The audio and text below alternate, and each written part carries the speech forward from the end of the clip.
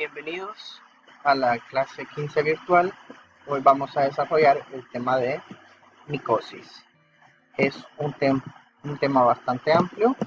eh, Va a estar dividido en varias partes para que podamos trabajar de una manera más cómoda. Como ya habíamos mencionado en la sesión anterior, las micosis se dividen en superficiales, en cutáneas, en subcutáneas, en oportunistas y en sistémicas. Se dividen de esta manera para poder comprenderse mejor, para poder estudiarlas.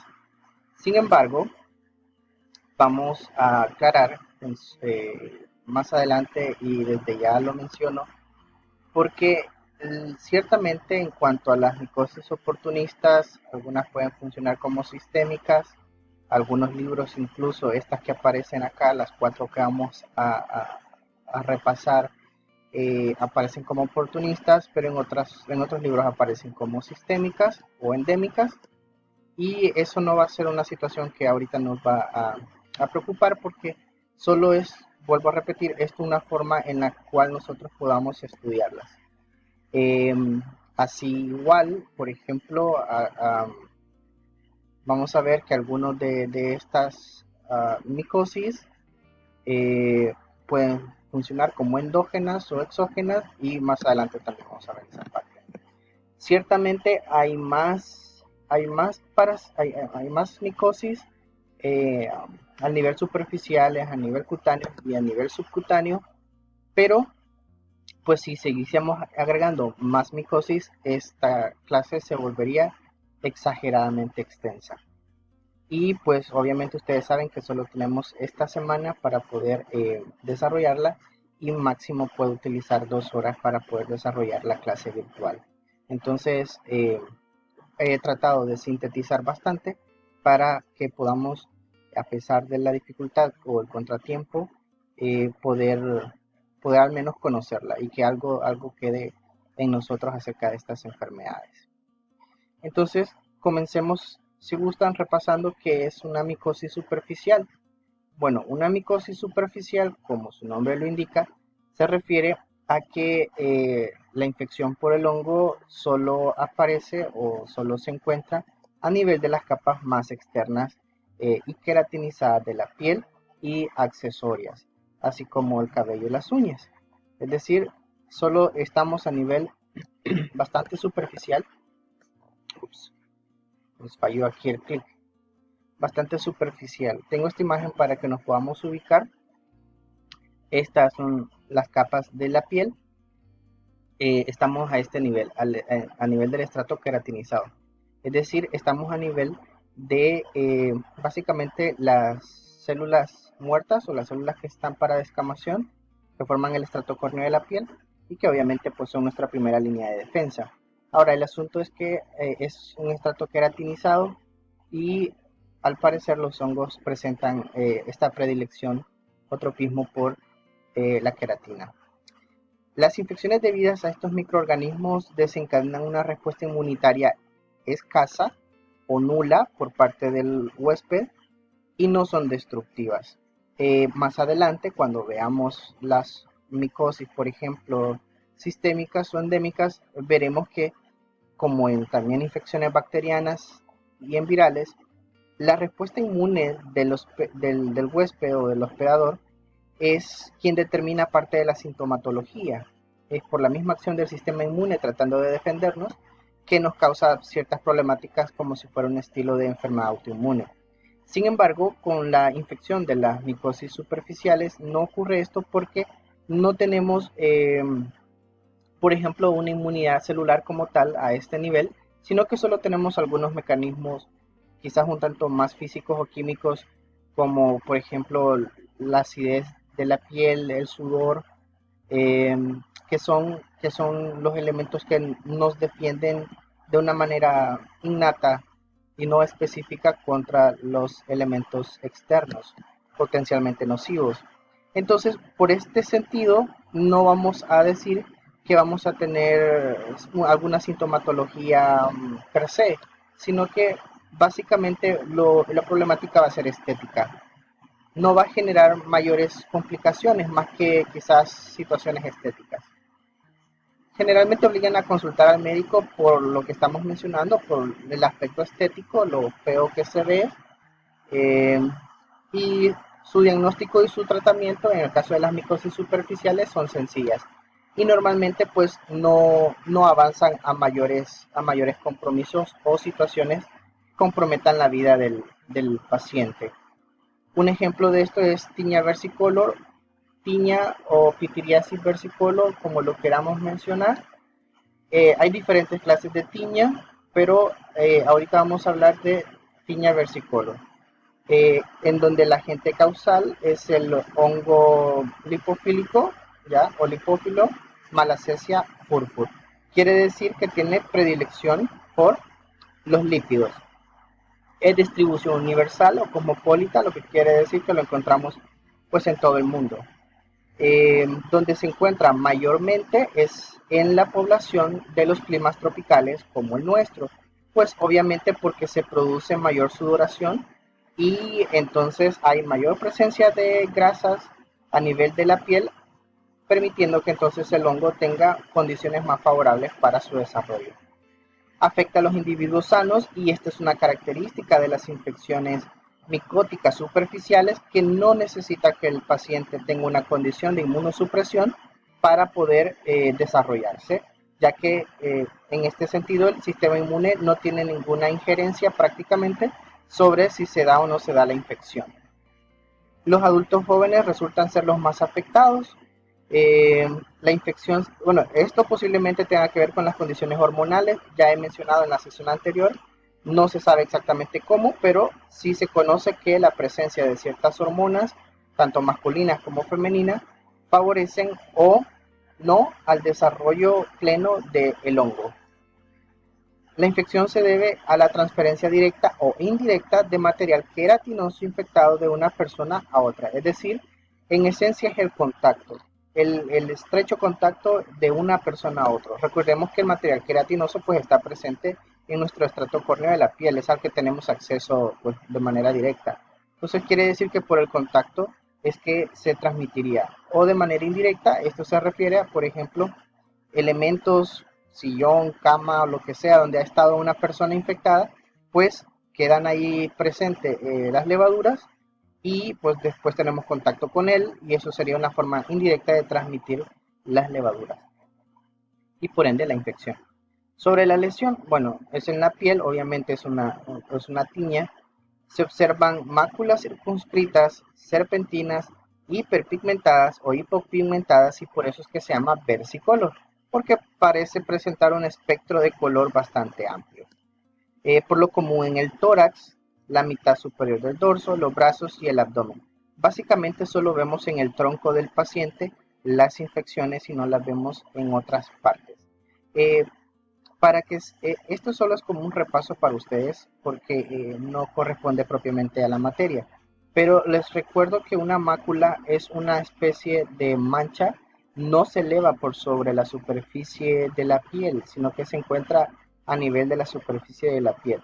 Eso es una mácula, ¿ya?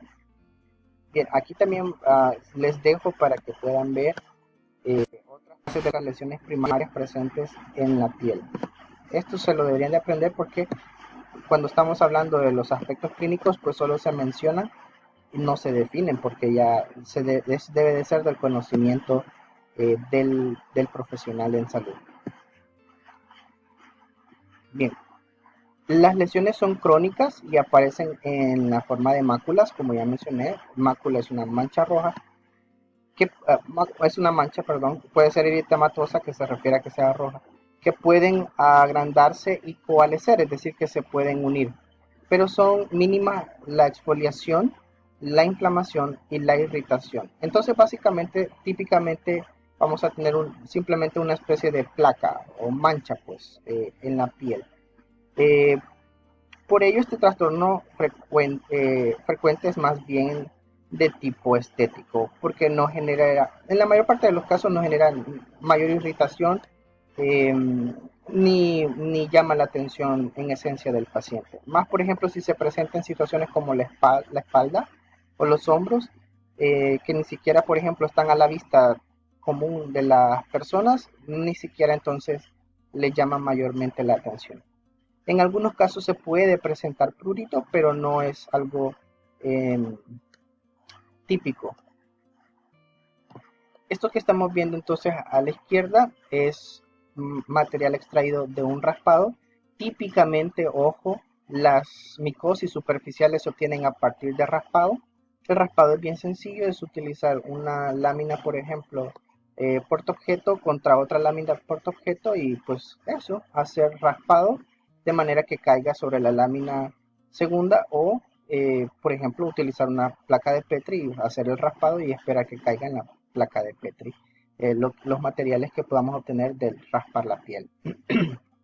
Y luego obviamente pues se puede someter ya para poderlo ver al microscopio con, por ejemplo, KOH. El KOH, el hidróxido de potasio, ayuda a eliminar las estructuras del huésped para que puedan quedar presentes únicamente las paredes de los hongos, que son más resistentes y no se destruyen con el KOH.